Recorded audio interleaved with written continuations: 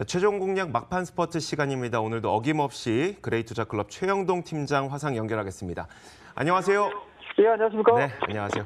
자, 오늘도 놀라움을 금치 못하는 종목들을 주신 것에 대해서 감사의 말씀을 드리는데 저희가 지난 4월 5일에 종목을 한 가지 소개해 주셨었고 4월 8일 바로 어제였었죠.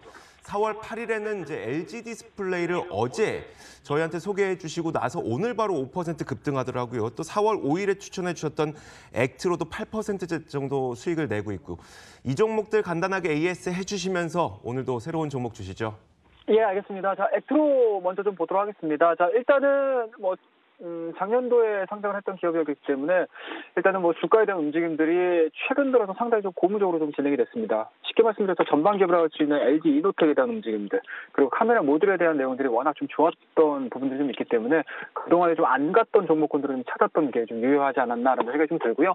오늘 같은 경우도 일단은 지수에 대한 움직임들이 강하게 전환이 되고 있는 상황들이었고요. 그와 더불어서 최근 들어서 주가에 대한 상승 흐름들이 상당히 좀 좋았고요. 그와 더불어서 이비사에 대한 돌파 여부가 좀 확인됐던 상황이었기 때문에 개인적으로는 LG노텍 그리고 이제 카메라 모듈 쪽에 대한 산업 자체가 계속적으로 좀 증가가 이루어진다. 성장에 대한 내용들이 조금 더 부각이 이루어진다라고 하게 되면은 액트로도 마찬가지로 그동안에 좀 힘겹게 진행이 됐었던 부분들을 좀 뒤로 하고 추가적인 상승 흐름들이 좀 나와줄 수 있는 가능성이 상당히 높다라고 좀 좋을 것 같습니다. 다만 이제 단기적인 수급들을 좀 보셔야 될 것 같은데요.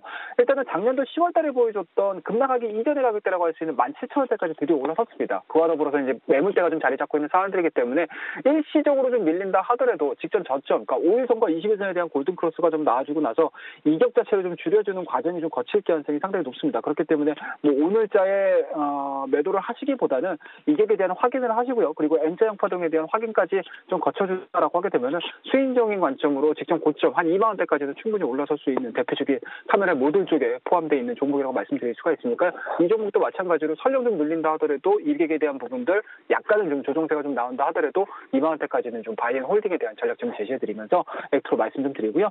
그 다음에 이제 LG 디스플레이 좀 보셔야 될 것 같습니다. 자, 오늘 수급이 어마어마하게 좀 놀라운 수급 현황들을 좀 보여주고 있는데요. 일단은 기본적으로 외국인들이 오늘자에 93만 주 정도 매수가 좀 들어오고 있고 기관들 같은 경우는 42만 주 정도가 좀 매수가 좀 들어오고 있는 상황들이기 때문에 일단은 그동안에 담지 못했던 물량들은 단 하루 만에 담고 있다라고 보시면 좋을 것 같습니다.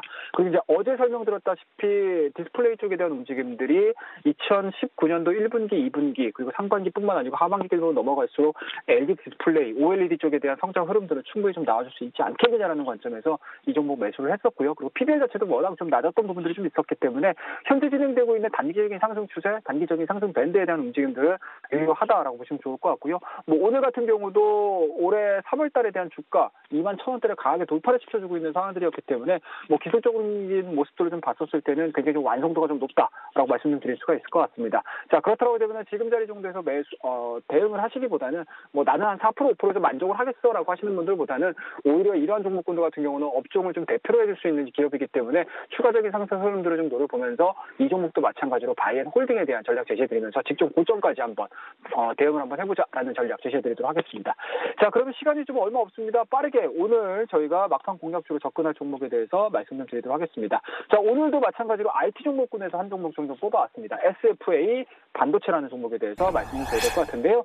자, 일단은 투자 포인트는 굉장히 좀 간단합니다. 동사 같은 경우는 패키징 테스트 후공정 업체이기 때문에 실질적으로 전반 기업에 대한 수요 자체가 수출에 대한 움직임들, 그리고 수요에 대한 움직임들이 상당히 좀 빠르게 진행이 되면 될수록 주가에 대한 움직임들도 빠르게 좀 나올 수밖에 없는 상황들이기 때문에 전반 기업에 대한 주가 흐름들을 좀 잘 체크를 하자라는 의미에서 말씀을 좀 드렸고요. 두 번째 투자 포인트를 좀 보시게 되면은 일단은 수요 증가에 대한 기대감들인 것 같습니다. 최근 들어서 디램 가격에 대한 추락으로 인해서 반도체 업체의 웨이퍼 단기 재고가 좀 증가가 될 수는 있겠지만 올해 상반기뿐만 아니고 하반기로 넘어갈수록 웨이퍼에 대한 수요 자체 그리고 동사가 생산해주고 있는 후공정에 대한 내용들은 충분히 좀 증가가 될 가능성이 상당히 높기 때문에 지금과 같이 많이 빠져있는 상태 200일선에 대한 강한 돌파가 나왔었을 때는 충분히 매수 관점으로 접근을 해봐도 좋다라고 보시면 좋을 것 같고요. 그 다음에 이제 마지막으로 좀 보실 수 있는 부분들은 동사가 보유를 해주고 있는 해외 공장에 대한 수주 가능성입니다. 아무래도 이제 미국 쪽에 대한 관세 부분들이 10%가 좀 늘어난 상황들이었기 때문에 국내 공장보다는 오히려 해외 공장 쪽에서 생산해주고 있는 후공정 처리를 해주고 있는 물량 자체가 좀 늘어날 가능성이 상당히 높다. 그렇다고 되면 국내에서 다소 주춤을 한다 하더라도 하더라도 해외 쪽에서에 대한 수주가 이 부분을 좀 뒷받침할 가능성이 상당히 높기 때문에 SFA 반도체 관련된 장비주 쪽에서 관심 있게 좀 지켜볼 만한 종목으로 오늘 이 시간에 말씀 좀 드리고요.